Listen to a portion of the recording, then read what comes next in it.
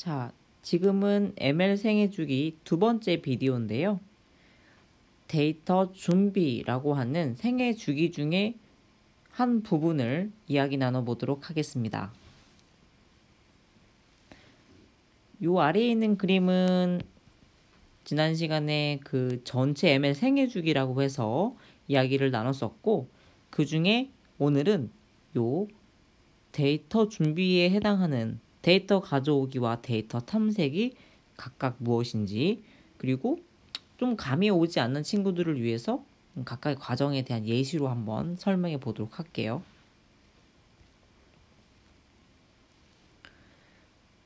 먼저 요 문제 정의에 대해서 한번 얘기를 해보죠.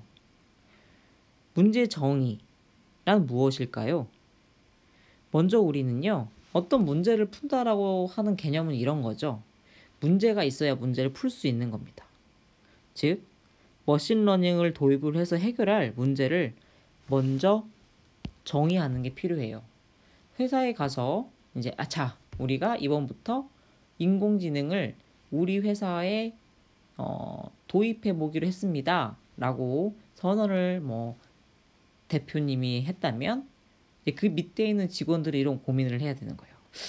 우리 회사에서 하고 있는 다양한 서비스 중에서 어떤 부분에 머신러닝을 도입하면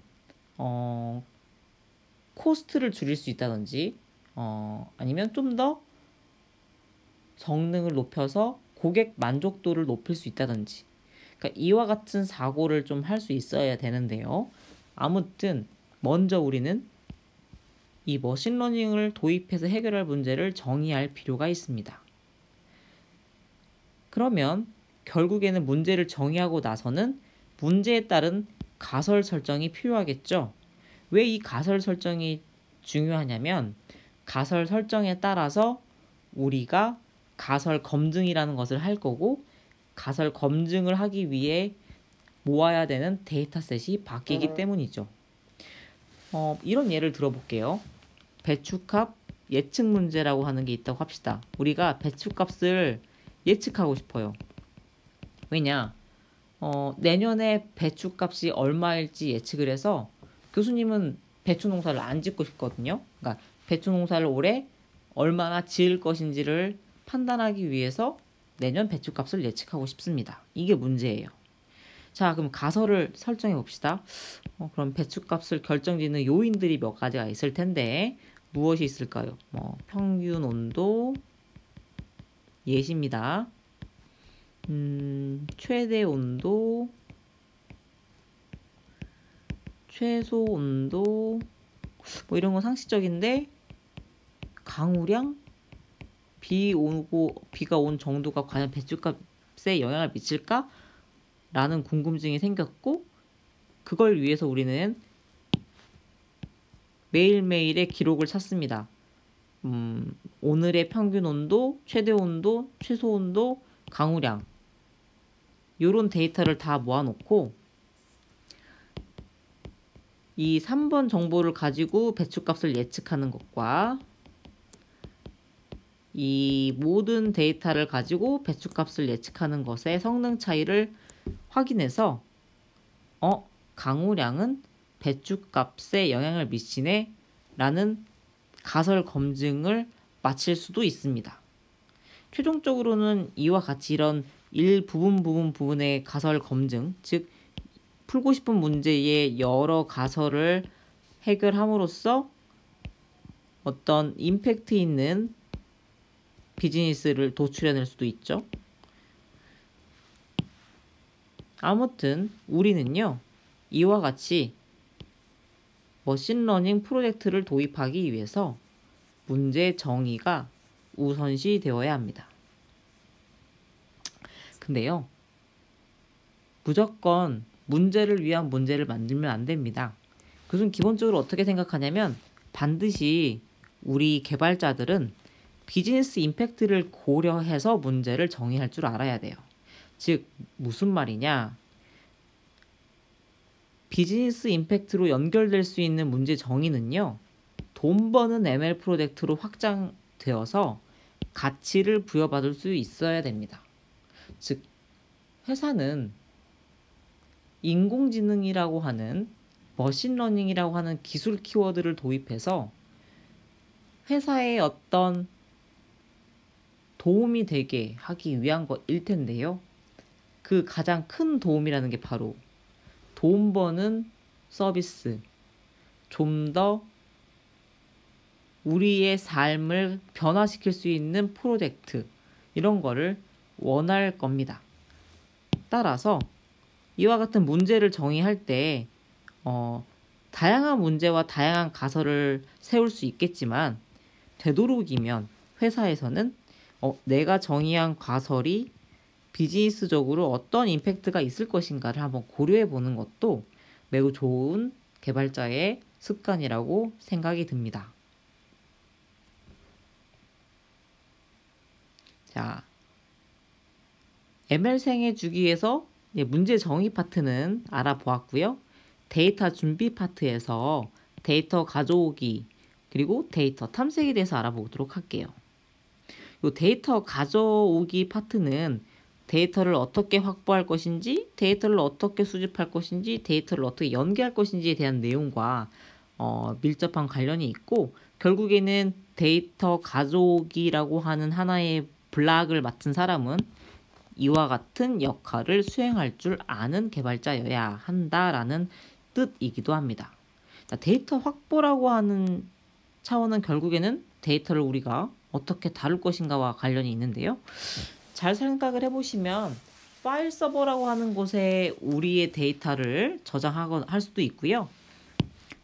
빅데이터 클러스터라고 하는 공간에 저장할 수도 있고, 관계형 데이터베이스라고 하는 곳에 저장할 수도 있고, 클라우드 스토리지 등에 저장할 수도 있습니다.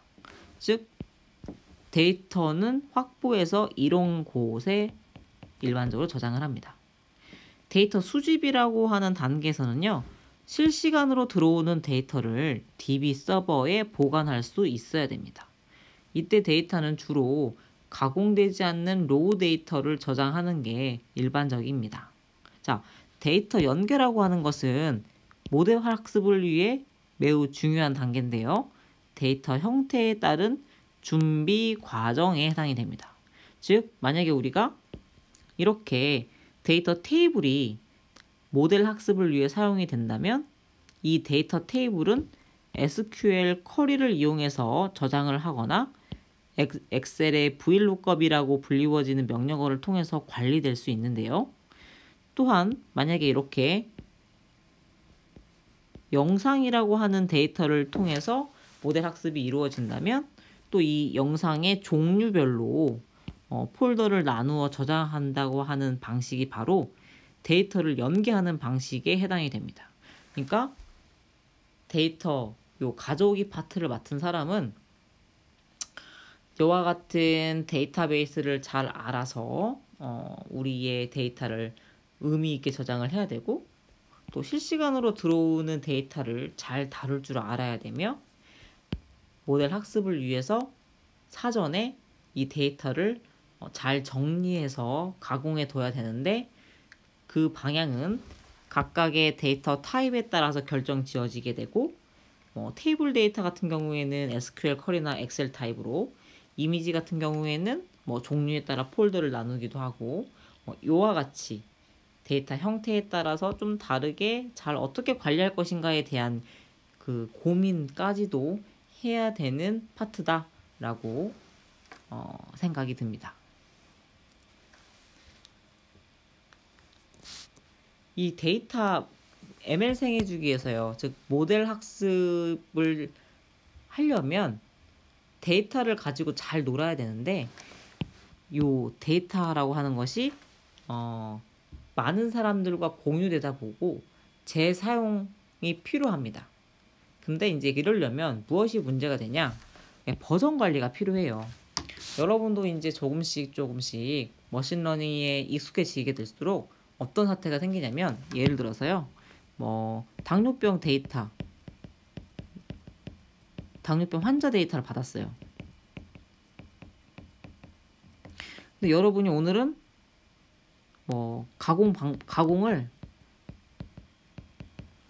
통해서 뭐라 그럴까요? 데이터에 empty 데이터가 있으면 다 지웠어요. 모든 데이터를 다 지운 거예요. 이런 거를 버전 1이라고 기록을 남기는 거죠. 그리고 나서 이 데이터 V1 데이터를 가지고 모델 학습을 해요. V2는 어느 날 이거를 비어있는 데이터를 그냥 지우지 말고 이 empty 데이터를 평균으로 채워요. 그러니까 이런 것들은 이제 기법이고요. 이런 것들 여러분들이 지금 알라는 얘기가 아니라 이 각각의 이 같은 로우 데이터 하더라도 가공 방법에 따라서 이렇게 버전을 따로 관리해야 될 필요가 있다는 거죠. 왜냐면 이 데이터 가공에 따라서 모델 성능이 달라질 수 있기 때문이고 결국 그 모델 성능을 재현하기 위한 하나의 전처리 과정을 거친 데이터에 전처리 된 데이터는 의미가 있기 때문에 반드시 어떻게 전처리 되었고 어떻게 가공되었는지를 기록을 남겨야 된다는 뜻이죠. 여기 보시면 이게 지금 마이크로소프트사에서 제공하는 애저라고 하는 건데요. 마침 이렇게 데이터 버전을 관리를 할 수 있도록 도와준다 라고 하는 거의 예시입니다. 이렇게 마이크로소프트 애저와 같은 어떤 클라우드 기반의 MLOps 플랫폼 같은 경우는 자동으로 해주는 것들이 많아요. 내가 별도로 하지 않아도요. 교수님만 해도 이런 자동화 플랫폼을 쓰지 않으니까 교수님 폴더 보면 폴더마다 버전이 붙어 있어요. 뭐 예를 들면 이런 거죠. 뭐 데이터베이스 2021 0316 이런 식으로 붙여놔요. DB 2021 0314 그 데이터를 사용한 날짜를 기록한다거나 혹은 뭐 DB V1 DB V2 이런 식으로 기억하려고 애를 쓰는 되게 수동 방식, 여기는 자동 방식이 해당이 됩니다. 자, 그러면 이번에는 그런 ML 생애 주기의 데이터 탐색은 과연 무엇인가? 아마 이 부분은 지난 시간에 여러분이 데이터를 이해하고 데이터를 시각화하는 부분에서 살짝 언급을 했는데요. 데이터 탐색이라고 하는 것은 뭐였죠? 네, 파이썬이나 R 등의 데이터 시각화를 위한 다양한 패키지를 이용해서 이렇게 다양한 형태로 내가 데이터 분석이 가능하도록 눈으로 확인해보고 의미 있는 결과를 도출해내는 과정이라고 얘기를 했었죠. 이 왼쪽에 있는 그림은 마이크로소프트 애저를 통해서 이 지금 당뇨병 데이터를 시각화해 놓은 이렇게 보면 열별로 지금 시각화를 해놨어요. 결과에 해당이 되고요. 뭐 다양하게 최근에 요즘 워낙 파이썬 툴들이 시각화를 위한 라이브러리들이 많이 제공되고 있어서 이런 그림들은 조금의 노력으로 매우 의미 있는 분석이 가능하도록 데이터를 뿌려볼 수 있습니다. 이 데이터 탐색 과정 안에는 데이터 레이블링이라고 하는 과정이 있어요. 자, 레이블링은 여러분들이 꼭 기억해야 되는 과정 중에 하나입니다. 뭐냐? 데이터만 모으는 게 아니라 데이터의 정답, 특정 태스크의 정답을 같이 모으는 과정이에요. 예를 들면 이런 거죠. 이 사진을 보시면요. 지금 블라우스라고 다 이 영상에 이렇게 태그를 달아놨어요. 지금 들어온 영상은 패션 데이터인데요. 각각 패션 데이터가 어떤 클래스, 어떤 카테고리에 속하는지를 사람이 사실은 직접 일일이 먹여요. 이걸 이제 사람이 수동 작업으로 레이블러들이 레이블링 작업을 하는데요. 이렇게 툴을 이용해서 작성합니다. 또 어떤 게 또 레이블링이냐? 예를 들어서 이렇게 어떤 영화 감상평이 있어요. 영화 감상평이 있을 때 그 감상평이 이게 긍정 리뷰인지 부정 리뷰인지를 데이터 준비를 먼저 하거든요. 그러니까 최종적으로는 어떤 리뷰가 긍정 리뷰인지 부정 리뷰인지를 모델을 그 학습해서 그 모델이 판단하게끔 만드는 거죠. 근데 그 판단 로직을 만들기 위해서 우리는 뭘 한다? 그렇죠. 데이터라는 게 필요하다. 그 데이터는 뭐다? 여러분들이 만들어준 영화 리뷰에 대한 것이다. 근데 그거를 지도학습이라고 불리워지는 방법론. 그러니까 엄마가 마치 아이한테 계속 얘기해주죠. 이거는 사과야, 얘는 강아지야, 이거는 고양이야. 이렇게 일일이 하나씩 알려주는 과정처럼 우리가 우리의 인공신경망 혹은 인공지능 모델에게 지속적으로 이거는 긍정 리뷰야, 이거는 부정 리뷰야 라고 알려주기 위해서는 정답을 이렇게 먹여놔야 돼요. 이런 과정들이 다 레이블링 과정이라고 얘기합니다. 또 여기 오른쪽에 있는 예시들은요. 이거는 이 동물이, 이 새가 어떤 새인지 교수님 모르는데 이 새가 어디에 있는지 이렇게 박스를 쳐주는 거예요. 전체 영상에서 이 새는 여기에 있다 라고 위치 정보까지 같이 알려주는 거죠. 클래스랑 위치 정보를 로컬라이제이션이라고 하는데 요 두 가지 정보를 같이 이렇게 레이블링 해주는 작업을 뜻하고요. 여기는 어떤 레이블이에요? 네, 사진에서 보이시나요? 사진에서 이렇게 따는 거예요. 고양이가 있는 영역만 이렇게 따가지고 마스크를 입혔어요. 이런 걸 세그멘테이션이라고 하는데 이러한 세그멘테이션 라벨도 학습을 위해서는 이렇게 필요합니다. 이런 과정을 무엇라 한다? 데이터 레이블링이라고 한다. 이런 과정은 우리가 이 데이터 준비 과정에서 반드시 필요한 과정이다 라는 것을 알아두시면 좋을 것 같습니다.